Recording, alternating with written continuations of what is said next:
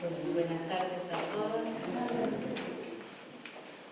Las primeras carmelitas descalzas, colaboradoras de Santa Teresa, es el título de un trabajo que voy a exponerles, que presenta en el Centro Internacional Teresiano San Juanico de Ávila.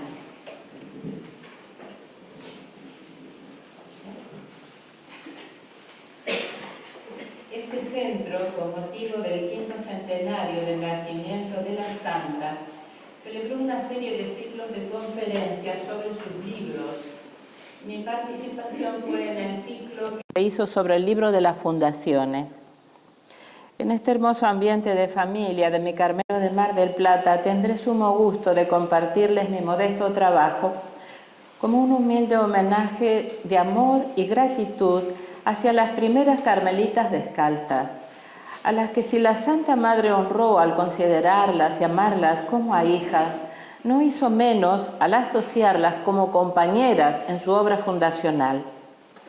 Aunque para ella lo uno y lo otro irá junto, como podemos oírselo confesar en este texto en que una Teresa, mujer fuerte, parece haberle quitado las bridas al corazón, que adueñado de su pluma se expresa así.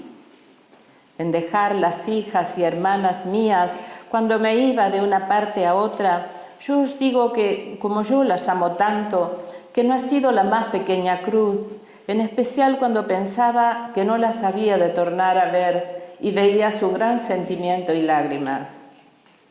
Que aunque están de otras cosas desasidas, esta no se lo ha dado Dios, por ventura para que me fuese a mí más tormento, que tampoco lo estoy de ellas, desasida, ¿no? Aunque me esforzaba todo lo que podía para no se lo mostrar y las reñía, mas poco me aprovechaba, que es grande el amor que me tienen y bien se ve en muchas cosas ser verdadero. Esta convicción del cariño de sus hijas, que confiesa bien avanzado el libro, sustenta también desde el principio el esfuerzo de su redacción, como dice en el prólogo. Procuraré abreviar si supiere, porque mi estilo es tan pesado que aunque quiera, temo que no dejaré de cansar y cansarme. Mas con el amor que mis hijas me tienen, a quien ha de quedar esto después de mis días, se podrá tolerar. Digamos que sustanciando aún más si cabe esta relación filial y fraterna, sin duda inspirada por Jesús y a imitación suya, quiso señalarles en su misma persona un estilo de convivencia fuertemente marcado por un amor profundo, gratuito, sencillo y confiado como es el amor de amistad. Una relación libre que vive en comunión un mismo llamamiento del Señor, una convivencia orientada hacia la ayuda mutua en el aspecto espiritual, con el ejemplo de vida, con la oración, el consejo oportuno o la corrección fraterna, y con el más humilde y doméstico servicio material, aquel que Teresa llamaba buena muestra de amor, aquel en que las manos o los brazos se vuelven cireneos, creyendo de corazón que cuando alivian el peso a una hermana, ayudan a Jesús y a su iglesia y alivian un poquito al mundo entero. Al fin ella había planteado así de sencillo su programa eclesial, que ayudásemos en lo que pudiésemos a este Señor mío.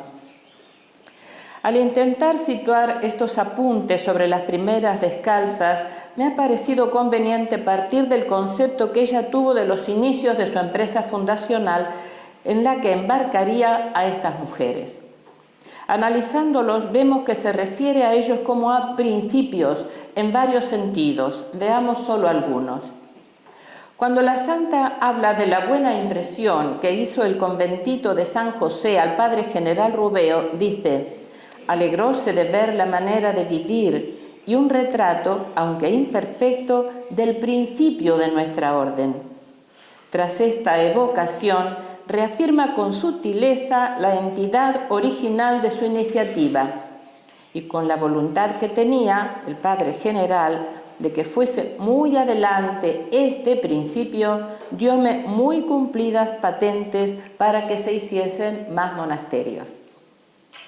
Una Teresa henchida de deseos del bien de las almas, rica y atada en expresión y certera síntesis del padre Maximiliano Herraiz, entreveía en este santo principio los planes del Señor y el sentido de ese irresistible impulso interior que la lanzaría por los caminos de un modo que me recuerda el arrojo del gaucho Martín Fierro ante la infinitud de las pampas.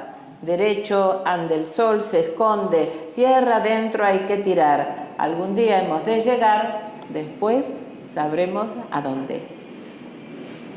Dice ella, no porque me pasase por el pensamiento lo que después ha sido, porque entonces parecía cosa imposible, por no haber principio para poderse imaginar.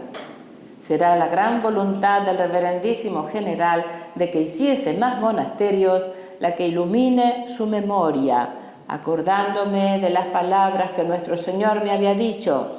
Iluminará sus ojos, veía yo algún principio, y su mente, de lo que antes no podía entender. Y en este contexto de cosa imposible de pasar por pensamiento, quisiera hacer una máxima ponderación de la fe de aquellas mujeres a las que la santa arrastra tras de sí, dicho con dos bellas palabras de Carlos Murciano, con vigorosa dulzura, hacia un horizonte infinito que no verían desde la fiel clausura de sus carromatos, sino desde la misteriosa certeza que el Señor había puesto en sus corazones. De principios habla refiriéndose a los medios de que se ha valido el Señor. En estas fundaciones no es casi nada lo que hemos hecho las criaturas. Todo lo ha ordenado el Señor por unos principios tan bajos que solo su majestad lo podía levantar en lo que ahora está. Y lo que interesa destacar para nuestro tema, que habla de principios también cuando se refiere a la condición ejemplar de las primeras monjas, cimientos de las que están por venir. Así, hablando de Ana, de la Madre de Dios, que entraría en el de Toledo, escribe: tenía harta poca salud, mas como yo vi alma tan buena y determinada, parecióme buen principio para fundación, y así la admití. Aunque con simpática sinceridad, confiesa de inmediato que si la nombra en el libro es porque aportó una interesante ayuda económica.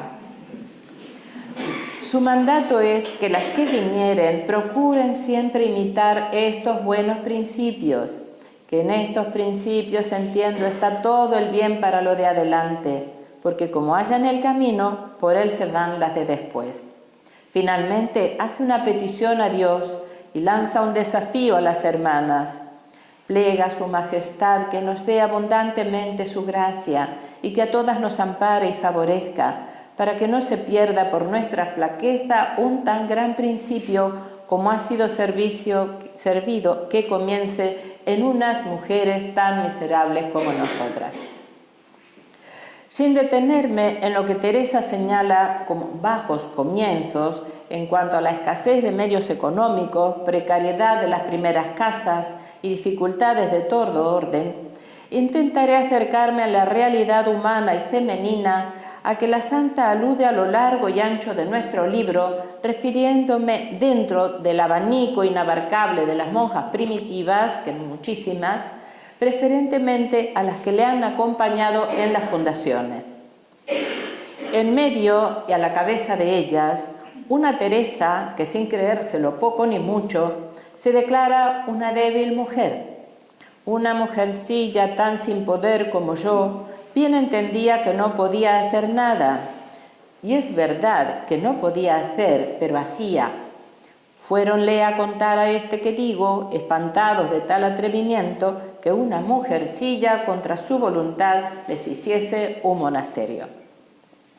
Vemos en la santa un empeño por poner de manifiesto la pequeñez de la criatura. Téngase aviso, enfatiza en su genial estilo, que la flaqueza natural es muy flaca, en especial en las mujeres. Pero como en paralelo, pondera su virtud y bondad. Así, hablando de sus monjas, dice: yo me estaba deleitando entre almas tan santas y limpias, y siempre, como otra constante de su pluma, remite a Dios como autor de esta dinámica. Pues estando esta miserable entre estas almas de ángeles, considerando yo el valor de estas almas y el ánimo que Dios las daba para padecer y servirle, no cierto de mujeres, muchas veces me parecía que era para algún gran fin las riquezas que el Señor ponía en ellas.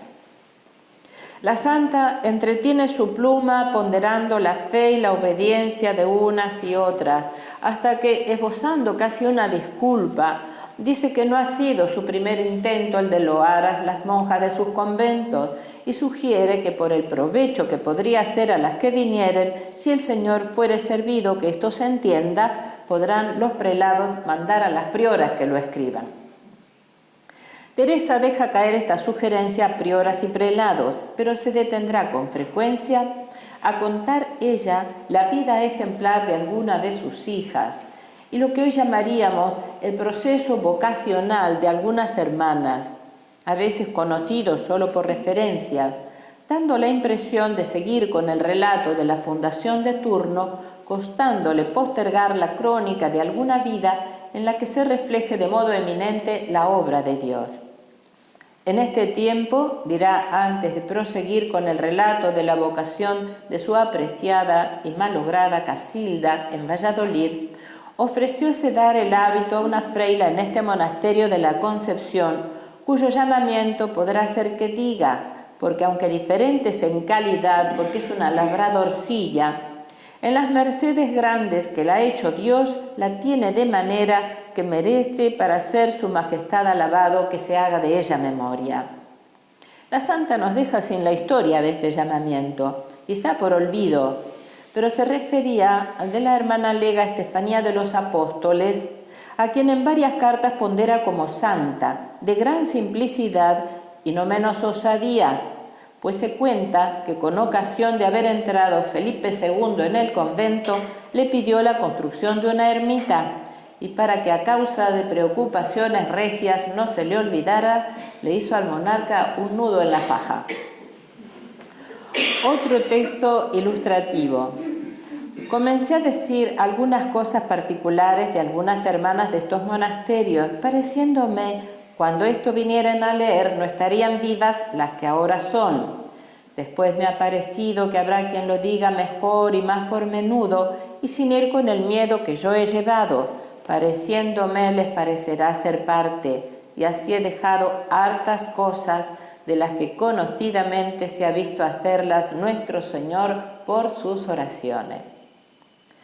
Llena de alegría espigar a lo largo del libro de las fundaciones este entusiasmo que la visión de sus monjas le causa y que le brota espontáneo a cada paso. El Señor las trajo a su casa, dotándolas de tanta perfección que eran harta confusión mía. Alababa a nuestro Señor de ver tantas virtudes encumbradas, en especial el descuido que tenían de todo, más de servirle.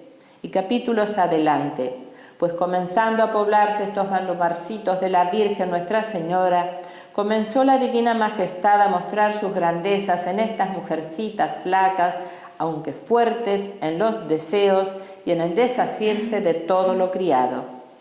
Y esto no es en solo este monasterio, refiriéndose al de Toledo, del cual ha ponderado la gran virtud y mortificación de las hermanas, sino en todos hay tantas cosas que quisiera yo no ser parte para decir algunas, para que se alabe nuestro Señor en sus siervas. Ejemplares las monjas de Toledo en la vida y también a la hora de la muerte, como Petronila de San Andrés, de la que la santa dice, así murió, como un ángel. Muerte la suya, que ilumina la de todas las descalzas, con promesa del Señor a Teresa de amparar a sus hijas en esta hora final. Antes nos había contado maravillas de la vida de Beatriz de la Encarnación, otra monja que muere contagiando la alegría de su Pascua y de la que también dice quedó como un ángel. Y remata así el capítulo 12. Plega a su majestad, hijas mías, que nos sepamos aprovechar de tan buena compañía como esta y otras muchas que nuestro Señor nos da en estas casas. Podrá ser que diga alguna cosa de ellas, para que se esfuercen a imitar las que van con alguna tibieza y para que alabemos todas al Señor, que así resplandece su grandeza en unas flacas mujercillas. Me vais a perdonar si en este punto me permito hacer una confesión personal. Cuando Jesús a mis 18 años abrió mis ojos a la fe y me tendió los brazos de su iglesia, al entrar a formar parte de un grupo de jóvenes en una parroquia, me parecía estar entre ángeles. Cuando a los 20 años me abrió las puertas del Carmelo, aquellas hermanas de una joven fundación también me parecieron ángeles. Pero al tiempo que los almanaques iban perdiendo sus hojas, me parecía ver que estos ángeles iban perdiendo también algunas plumas de sus preciosas alas. Dolorosamente, esto coincidía con un mayor conocimiento propio que me aseguraba que yo tampoco era un ángel y que estaba muy lejos de serlo. Sin embargo, fui haciendo al mismo tiempo otro descubrimiento mucho más valioso y esperanzador, sobre todo para mí. No eran ángeles, sino grandes mujeres enamoradas de Jesús, que le seguían con sus encumbradas virtudes y con sus flacas flaquezas, y que combatían sus pequeñas batallas cotidianas con la aspiración de ganar a su costa un mundo de cielos para todo el mundo. Y esta servidora se sintió así asociada para siempre, desde esta ladera humana menos alada y celestial, pero tan verdadera, a aquellas que genialmente había ya definido así la Santa Madre, mujercillas flacas, aunque fuertes en los deseos. Una religiosa contemporánea, Joan Chittister, ha escrito: la contemplación es el espejo, a través del cual entramos en contacto con la grandeza de Dios, sí, pero es también el filtro por el que discernimos el alcance de nuestra pequeñez y al mismo tiempo el potencial de nuestra grandeza. Y nos ofrece esta rotunda afirmación digna de ser considerada: el contemplativo comprende la imperfección. Sucede pues que al contemplar la heroica, verdaderamente heroica caravana de mujeres que acompañaron a la Santa Madre en esa auténtica proeza de sus fundaciones, se constata, aunque quisiéramos acotar que en términos de excepción, que el concepto ideal que ella tuvo de algunas de sus monjas en estos principios sufriría el deterioro normal de los avatares de la vida o de las circunstancias, con algunas estridencias más de sentir al final de sus días. Pero recordemos la reprensión del Señor a la Santa, cuando sus dudas sobre ir o no a Villanueva de la Jara: con pobres pescadores fundé yo mi iglesia. Y si consideramos a estos pobres pescadores como vasos escogidos por el Señor por gracia y misericordia, que nos han como trasvasado el Espíritu de Jesús, bien podemos considerar a estas flacas mujercillas también como humildes vasijas, o si parece mejor, como piedras vivas, que han sido fieles transmisoras del carisma de Teresa de Jesús a las generaciones futuras. Seguimos centrando pues nuestra atención en estas supuestas flacas mujercillas, en cómo las quiso la Santa, cómo trató con ellas, cómo las vio. Visión esta que a través de una doble lectura, en la palabra viva de sus libros y en la vida de nuestras hermanas, como sucediera a Fray Luis de León, llega hasta nuestros días para urgirnos e interpelarnos, para transmitirnos la fuerza prodigiosa de su carisma y para ayudarnos a vivirlo. Porque si en palabras del padre y maestro Tomás Álvarez, el relato de las fundaciones ha servido para configurar la memoria de las comunidades, también puede decirse que este libro ha hecho lo propio con aquellas que fueran las compañeras de aventura de Teresa, haciendo la transparencia de aquella vida de total entrega al Señor y a la Virgen María que comenzaron tomadas de su mano. Hemos citado palabras de la Santa sobre la flaqueza femenina, sin hacer un juicio de valor ni entrar en el análisis del lenguaje, en lo que Alison Weber llamaría retórica de la humildad. Sí quisiera, casi a modo de contrapartida, aludir a otra expresión de Teresa, que aunque con mayor frecuencia la utiliza en su epistolario, también la encontramos en el libro de las Fundaciones, mayormente en sentido algo irónico, aleccionador, pero aquí interesa sobre todo cuando lo hace en sentido elogioso, aplicándolo a sus primeras monjas. Conocido es aquel rasgo de humildad de la santa cuando en el primer capítulo del Camino de Perfección dice que si aquellas poquitas son tales cuales las pintaba en sus deseos, entre sus virtudes no tendrían fuerza sus faltas y podría ella así contentar en algo al Señor. No menos conocidas, creo, son las citas en que ella se refiere a sus monjas como tales, ponderando con evidente satisfacción la valía personal de alguna de sus hijas. Quizá el pasaje de Fundaciones más representativo al respecto y más popular también es el del capítulo 24, cuando la santa narra su experiencia de la calorcita en Andalucía. Habiendo pasado grandísimo calor en el camino, dice, porque aunque no se caminaba las siestas, como había dado todo el sol a los carros, que era entrar en ellos como en un purgatorio. La comparación, con ser tan fuerte, debió parecerle aún algo soportable de temperatura, por lo que a renglón seguido agrega, unas veces con pensar en el infierno, otras pareciendo que se hacía algo y padecía por Dios, iban aquellas hermanas con gran contento y alegría.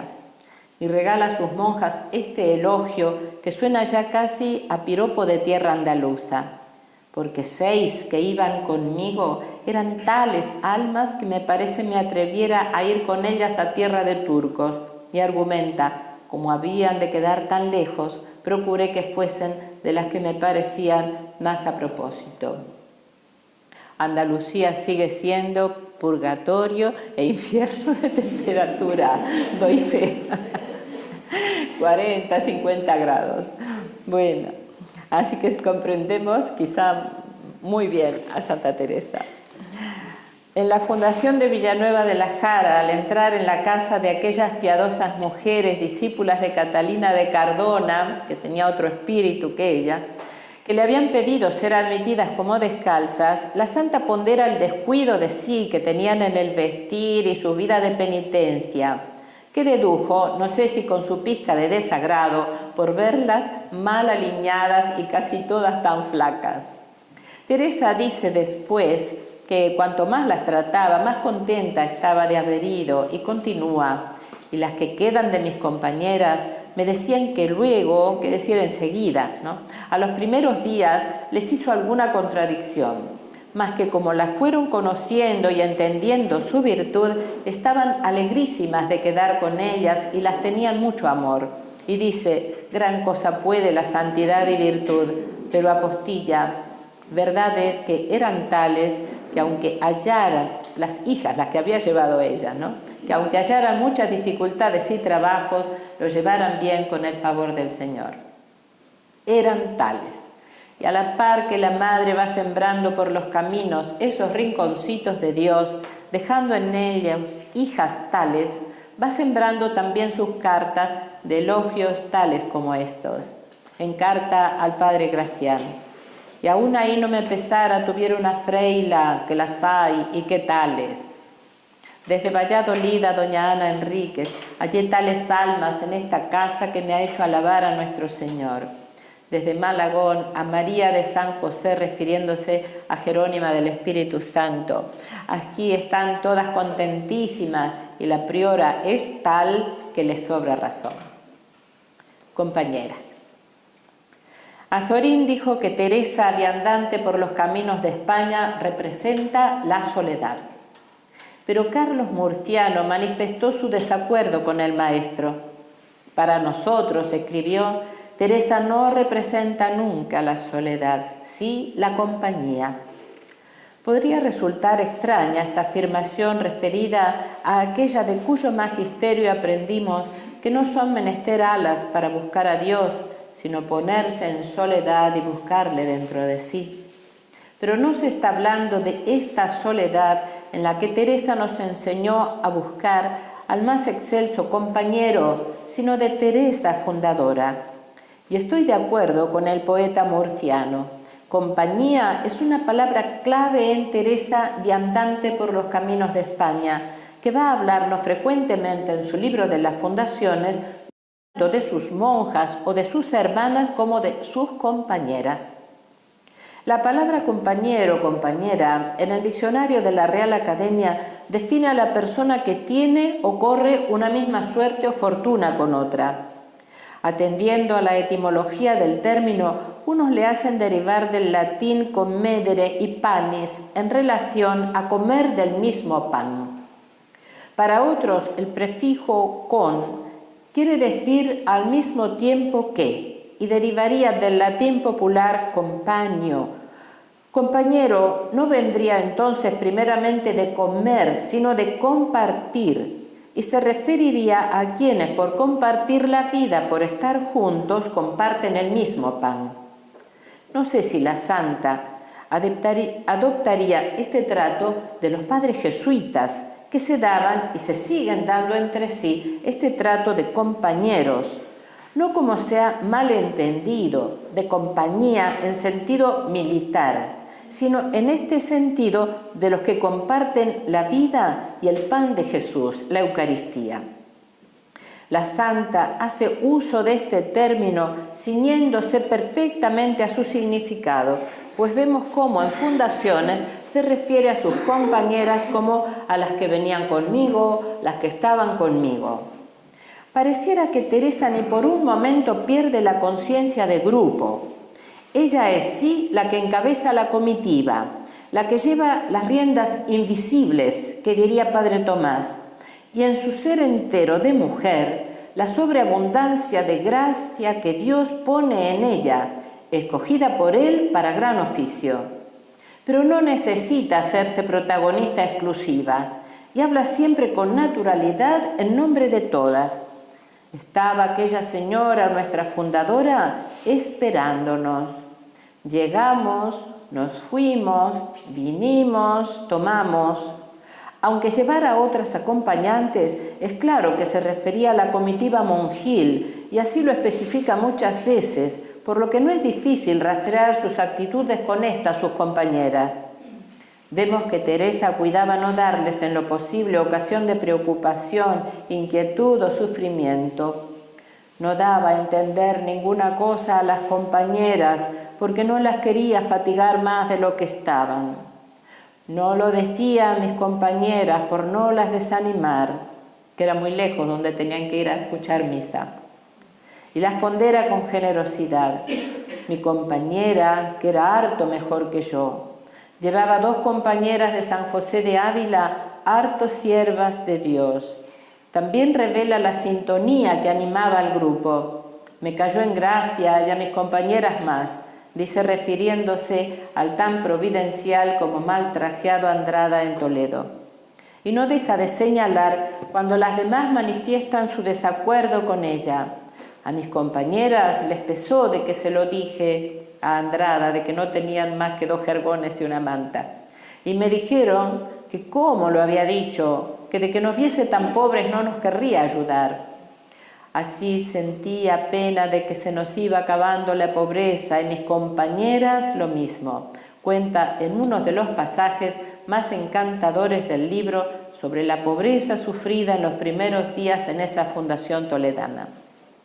Quizá la santa no llamaría compañera a todas con la misma carga de sentido. Una posible referencia la tendríamos en lo que, según Manrique, el primer biógrafo de Ana de Jesús, contesta Teresa cuando Ana Lovera, que será luego fundadora en Francia, pide ser recibida, que desde luego la admitía con mucho gusto y que advirtiera que no la recibía tanto por súbdita cuanto por compañera y para que la viniese a ayudar en el negocio de las fundaciones. La necesidad de una mayor asistencia personal hace que la santa modifique, no siempre, pero sí algunas veces, en capítulos finales del libro, este trato que da a las que le acompañan en las fundaciones, llamándolas en adelante monjas o hermanas, distinguiéndola de la que lleva por compañera, Ana de San Bartolomé, como vemos en este párrafo del capítulo 29, en que hace un precioso elogio de su fiel enfermera. Íbamos conmigo 5 monjas y una compañera, que a días que anda conmigo, Freila, mas tan sierva de Dios y discreta, que me puede ayudar más que otras que son del coro. O cuando preparaba la fundación de Soria, yo comencé a traer las monjas que había de llevar allá conmigo, que fueron 7, porque aquella señora antes quisiera más que menos, y una Freila, y mi compañera y yo. Habla siempre de Ana de San Bartolomé. ¿Quiénes fueron? La santa hace desfilar por las páginas de fundaciones los nombres de obispos, religiosos, clérigos, seglares, y agradecida impenitente, como la llama el padre Teófanes Ejido, nombrará muy especialmente a los bienhechores de la gesta. Mas para quien desee saber cómo se llamaron sus compañeras de camino, el libro de las fundaciones no será la fuente onomástica adecuada, ni menos la biográfica. Teresa dirá cuántas son, hará de ellas grandes ponderaciones, pero solo excepcionalmente dice sus nombres, como es el caso de María del Sacramento, la del miedo a los estudiantes en la Fundación de Salamanca, vieja amiga suya desde la Encarnación, de la que dice Gracián, la quería la madre tiernísimamente, porque además de sus virtudes tenía mucha gracia, especialmente cuando contaba cosas del convento de la Encarnación. Gracias a ese manantial que es el epistolario teresiano, nos falta mucho. A las fieles cronistas conventuales, libros de profesiones, al epistolario de las hermanas, a sus escritos, a los procesos y al trabajo de los historiadores, sabemos sus nombres.